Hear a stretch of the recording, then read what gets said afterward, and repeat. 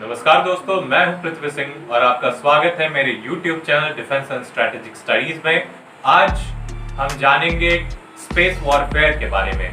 तो जैसे कि विश्व में लगातार सभी देशों की बढ़ती हुई हथियारों की प्रतिस्पर्धा के कारण हमारा विश्व एक नए मोड़ पे आ चुका है, जहां पे स्पेस का भी मिलिटराइजेशन होने लगा है। तो आज हम इसके बारे में ही जानेंगे कि स्पेस वॉरफेयर क्या होता है और इसमें कौन कौन से टर्म यूज किए जाते हैं। तो चलिए शुरू करते हैं।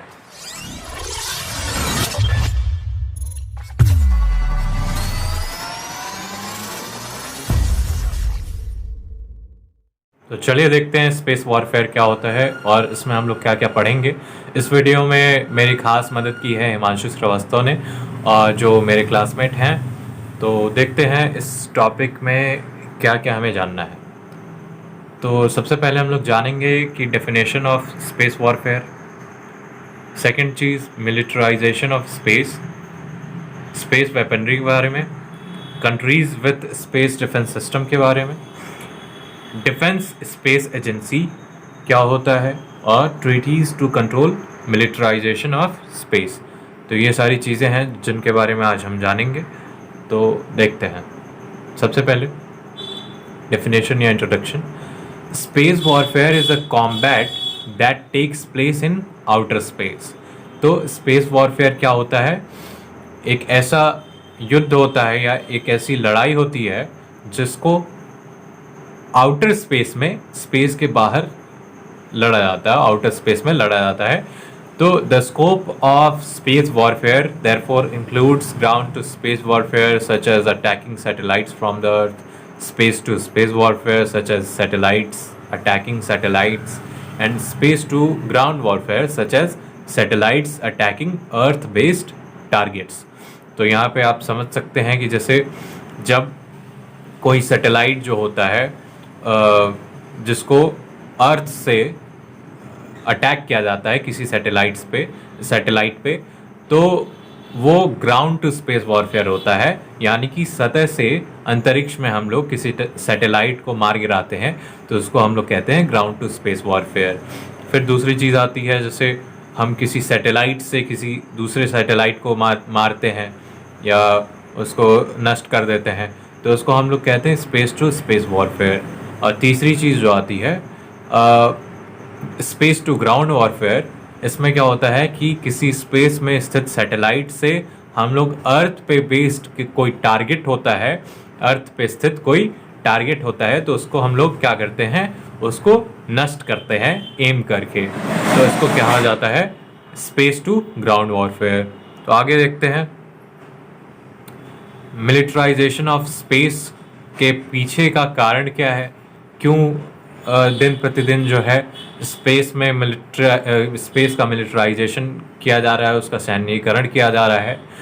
तो इसके पीछे के जो मेन कारण है वो इस तरह हैं, जैसे the militarisation of space involves the placement and development of weaponry and military technology in outer space.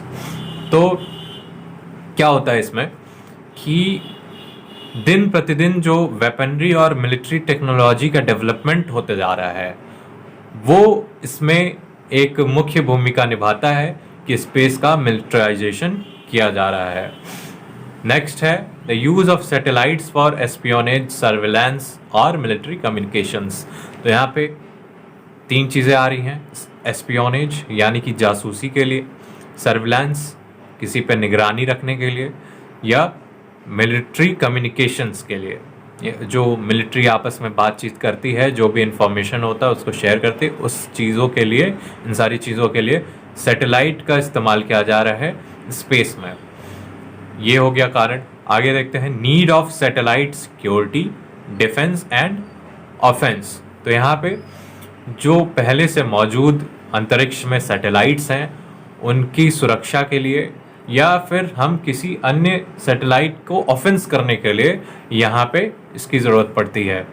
और जो अंतिम चीज़ है मेन, वो ये है कि जो दिन प्रतिदिन कंट्रीज़ में, अलग अलग कंट्रीज़ में जो सुपर पावर बनने की जो रेस है, वो एक कारण, बहुत बड़ा कारण है कि स्पेस का मिलिट्राइजेशन होता हमें दिख रहा है।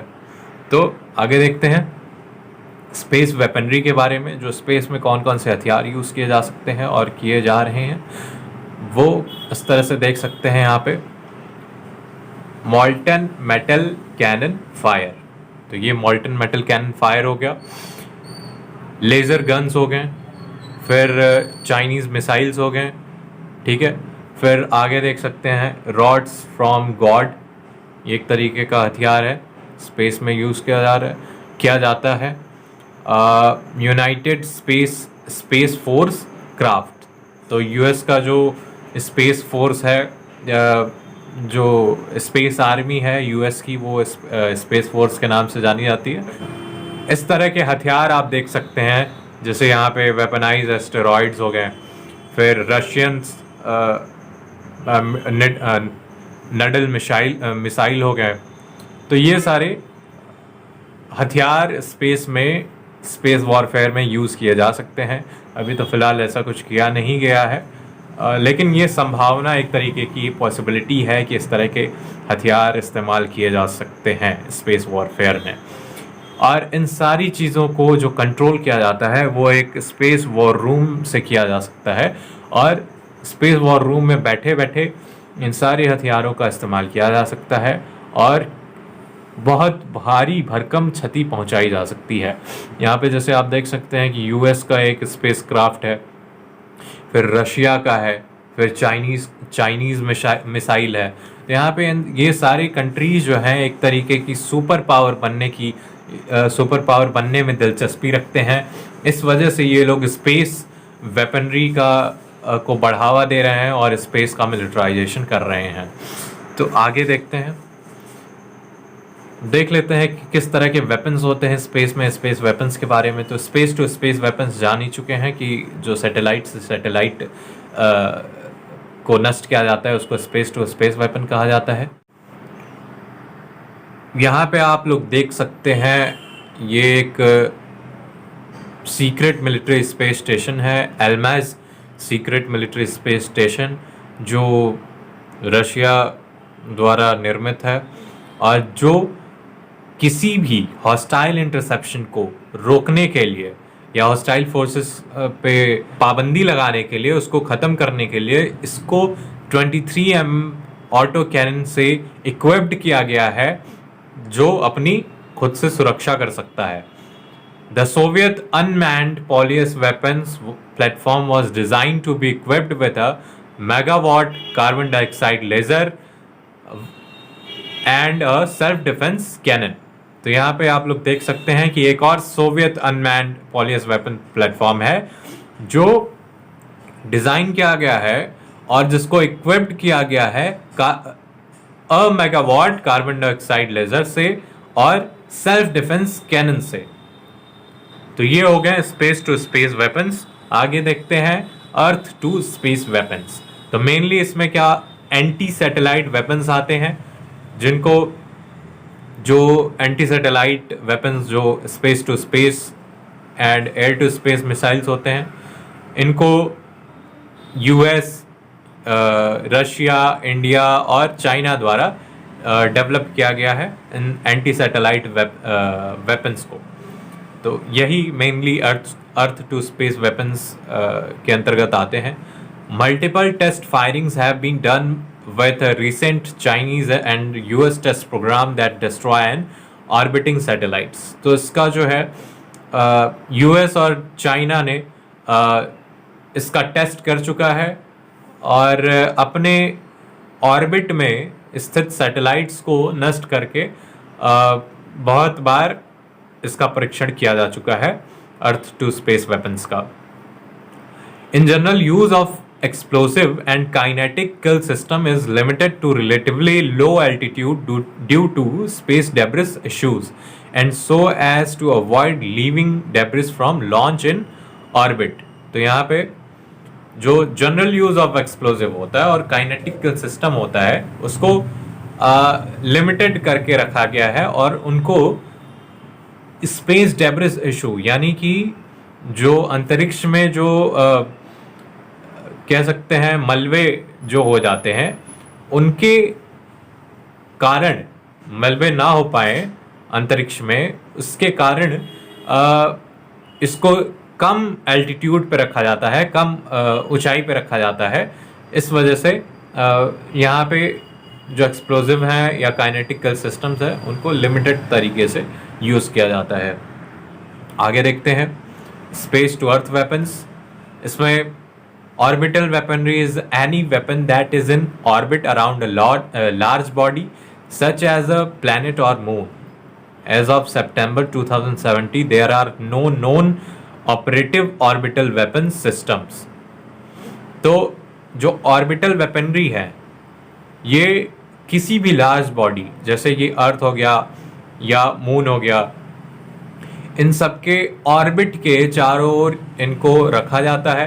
और यहाँ पे देखा गया है कि 2017 तक जो है कोई भी इस तरह का ऑर्बिटल वेपन सिस्टम मौजूद नहीं था, लेकिन कुछ राष्ट्र जो हैं, several nations have deployed orbital surveillance networks to observe other nations और armed forces। तो यहाँ पे कुछ जो राष्ट्र हैं उन्होंने 2017 के बाद से ऑर्बिटल सर्विलांस नेटवर्क्स को वहाँ पे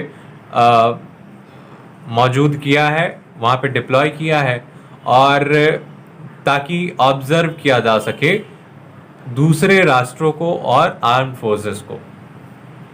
तो ये हो गए हमारे स्पेस वेपन्स।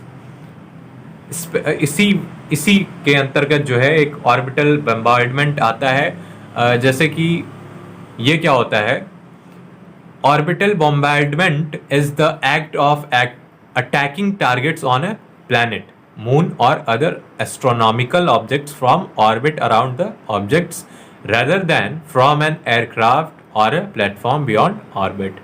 तो इसमें क्या किया जाता है कि किसी भी ऑर्बिट में, किसी भी प्लैनेट के या मून के ऑर्बिट में इन सारे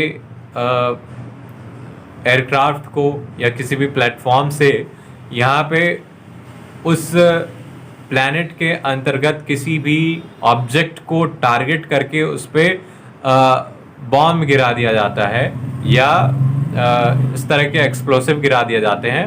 तो इसी को कहा जाता है ऑर्बिटल बॉम्बार्डमेंट। तो इसी में काइनेटिक बॉम्बार्डमेंट भी होता है। इसमें क्या होता है कि किसी भी ऑर्बिट से, किसी भी लार्ज बॉडी के ऑर्बिट से इस तरह के बॉम्ब्स गिराए जाते हैं और वो स्पेस में हमारे जो एनवायरनमेंट होता है उसमें जब एंटर करते हैं तो वो क्या होता है, स्फीयर में एंटर करते ही उनकी स्पीड जो होती है बहुत ज़्यादा हो जाती है और वो काइनेटिक एनर्जी उसमें इस्तेमाल हो जाती है। तो वो उसके कारण जो है बहुत ही तेज से स्पीड में वो किसी भी टारगेट पे गिरती है और ब्लास्ट करती है। तो ये होता है काइनेटिक बॉम्बार्डमेंट।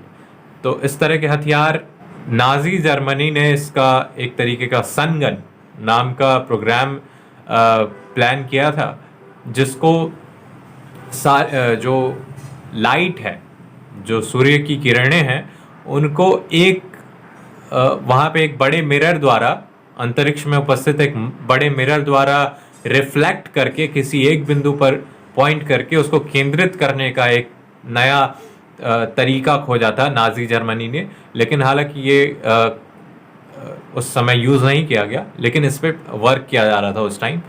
आगे देखते हैं हम लोग countries with the space defence system. ऐसे कंट्रीज़ जिनके पास स्पेस डिफेंस सिस्टम है, सबसे पहले देख सकते हैं आप ऑस्ट्रेलिया के पास रॉयल ऑस्ट्रेलियन एयरफोर्स का ऑस्ट्रेलियन स्पेस ऑपरेशन सेंटर है। फिर नंबर 1 रिमोट सेंसर यूनिट है ऑस्ट्रेलिया के पास। कनाडा के पास रॉयल कैनेडियन एयरफोर्स है जिसका कैनेडियन स्पेस ऑपरेशन सेंटर है। चाइना का People's Liberation Army Strategic Support Force है। जॉइंट स्पेस कमांड है इटली के पास। इंडिया के पास डिफेंस स्पेस एजेंसी है। रशिया के पास रशियन एरोस्पेस फोर्सेस का रशियन स्पेस फोर्स है। और यहाँ पे ब्रिटेन के पास रॉयल एयरफोर्स का नंबर 11 ग्रुप RAF है। और यहाँ पे USA के पास यूनाइटेड स्टेट्स स्पेस फोर्स है ही। तो ये हो गया कुछ कंट्रीज़ जिनके पास स्पेस डिफेंस सिस्टम है। आगे देखते हैं इंडिया का जो स्पेस डिफेंस सिस्टम है, डिफेंस स्पेस एजेंसी, उसके बारे में हम लोग शॉर्ट में जान लेते हैं। The defence space agency is a tri service agency of the Indian armed forces, जिसका हेडक्वार्टर जो है वो बेंगलुरु में है, और इसको स्पेस वॉरफेयर का टास्क संभालने के लिए बनाया गया है। और ये जो है अपने जो पर्सनल होते हैं, जो ऑफिसर्स होते हैं, उनको आर्म्ड फोर्सेस के तीनों ब्रांचेस से, आर्मी, नेवी और एयरफोर्स, तीनों से ले सकता है और लेता है। तो इसने जो है Indian ASAT missile taking off during test in March 2019, तो एसैट मिसाइल यानी कि एंटी सैटेलाइट वेपन जो है इस एजेंसी के द्वारा निर्माण किया जा चुका है, और ये इसरो और डीआरडीओ के साथ मिलकर काम करती है। और इसमें बहुत सारे अभी वर्क्स हैं जो अभी अंडर कंस्ट्रक्शन है, जिनको अभी बनाया जा रहा है, जैसे डायरेक्ट एनर्जी एसिड वेपन हो गया, कोऑर्बिटल एसिड वेपन हो गया, लेजर्स हो गए, इलेक्ट्रोमैग्नेटिक पल्स हो गए। तो ये इस तरह के एसैट वेपन्स बनाए जा रहे हैं स्पेस एजेंसी के अंतर्गत। तो देखिए यहाँ पे डीएसए का एक तरीके से हम लोग देख सकते हैं कि क्या क्या इंटरेस्ट है, क्या क्या उसकी कैपेसिटी है। तो डिफेंस स्पेस एजेंसी जो है वो इन फील्ड्स में काम करती है, जैसे जीआईएस, क्रॉस प्लेटफॉर्म इंटीग्रेशन हो गया, इलेक्ट्रॉनिक्स एंड सिग्नल इंटेलिजेंस हो गया, नेविगेशनल कैपेबिलिटी हो गया, communication network, small sats and responsive launch capability, ASAT capability, space weather और स्पेस सिचुएशनल अवेयरनेस, इन सारे क्षेत्रों में ये डीएसए जो हमारा डिफेंस स्पेस एजेंसी है वो काम कर रही है। और देख सकते हैं कि यहाँ पे इसके अंतर्गत जो है अभी हाल ही में 2019 में जून में डिफेंस स्पेस रिसर्च एजेंसी बनाई गई है, जो एक तरीके का इसका असिस्टेंट एजेंसी है डीएसए का। जैसे कि ये स्पेस वॉरफेयर सिस्टम और टेक्नोलॉजी को डेवलप करने के लिए ये रिस्पॉन्सिबल है डिफेंस स्पेस एजेंसी के लिए। ठीक है, तो आगे देखते हैं हम लोग। अब जो दिन प्रतिदिन मिलिट्राइजेशन होते जा रहा है स्पेस का, उसको रोकने के लिए कौन कौन सी ट्रीटीज बनाई गई हैं, यहाँ पे हम लोग देख सकते हैं। आउटर स्पेस ट्रीटी ऑफ 1967, तो 1967 में एक आउटर स्पेस ट्रीटी बनी थी। देख सकते हैं आप लोग यहाँ पे फिगर में, जो ग्रीन वाला पार्ट है, जो कंट्रीज हैं वो इस ट्रीटी की पार्टीज हैं, येलो वाले सिग्नेटरीज हैं, और रेड जो मार्क्ड है वो नॉन पार्टीज हैं, जिन्होंने इस ट्रीटी में हिस्सा नहीं लिया है किसी भी तरह से। तो ये एक तरीके का द आउटर स्पेस ट्रीटी क्या है? Formally the treaty on principles governing the activities of states in the exploration on and use of outer space including the moon and the other celestial body is a treaty that forms the basis of international space law। तो यहाँ पे अंतर्राष्ट्रीय अंतरिक्ष कानून के अंतर्गत ये एक ट्रीटी बनाया गया है, जो किसी भी आउटर स्पेस में किसी भी चीज़ का इस्तेमाल करने पे पाबंदी लगाता है, और किसी भी मून पे जैसे या और भी किसी लार्ज बॉडी पे कोई भी काम करने पे ये रोक लगाता है। आगे देखते हैं, इसी के अंतर्गत मून ट्रीटी भी हुई है। तो यहाँ पे आप लोग देख सकते हैं कि इसके बहुत कम ही ऐसे देश हैं जो इसकी पार्टीज़ हैं और सिग्नेटरीज़ हैं। यहाँ पे इंडिया देख सकते हैं, इंडिया एक येलो सिग्नेटरी है, और ग्रीन वाला जो पार्ट है वो पार्टी है, और बाकी सारे नॉन पार्टीज़ हैं। तो the agreement governing the activities of the states on the moon and the other celestial bodies, better known as the moon treaty और मून एग्रीमेंट। ठीक है, तो आगे देखते हैं हम लोग। ऑल आर्म्स कंट्रोल ट्रीटीज जो हैं, जैसे एनपीटी हो गया, सॉल्ट हो गया 1 and 2, star 1 and 2, ATT, CTBT, SALT, PTBT, ABM, TTBT, CWC, इस तरह के जितने भी आर्म्स कंट्रोल ट्रीटीज़ हैं वो स्पेस वॉरफेयर पे या मिलिटराइजेशन ऑफ स्पेस पे लागू होते हैं कि आप स्पेस का मिलिटराइजेशन नहीं कर सकते और वहाँ पे हथियार को बढ़ावा नहीं दे सकते हैं। तो ये सारे आर्म्स कंट्रोल ट्रीटीज़ इस पे लागू होते हैं। तो इसी के साथ मैं अपना ये वीडियो समाप्त करता हूँ। अगर आपको ये वीडियो अच्छा लगा हो या मुझे कोई सुझाव देना हो तो आप ज़रूर कमेंट बॉक्स में कमेंट सेक्शन में कमेंट करके बताएं, या फिर आपको कोई प्रश्न, आपके पास कोई क्वेश्चन है जो नहीं समझ में आ रहा हो इस वीडियो से संबंधित, इस टॉपिक से संबंधित, तो वो भी आप कमेंट सेक्शन में आप पूछ सकते हैं। तो दोस्तों, ऐसे ही रोचक और जानकारी भरी वीडियोस पाने के लिए हमारे चैनल को सब्सक्राइब कीजिए। अगर आपको मेरा वीडियो ये अच्छा लगा हो तो इस वीडियो को लाइक कीजिए और अपने सारे दोस्तों को जो डिफेंस स्टडीज़ के स्टूडेंट हैं या ना भी हैं, उन सभी को ये वीडियो शेयर ज़रूर करें जो रक्षा संबंधी विषयों में रुचि रखते हैं और जो देश के प्रति जिनका लगाव है, उन सभी लोगों को ये वीडियो शेयर ज़रूर करें। तो धन्यवाद, मिलते हैं अगले वीडियो।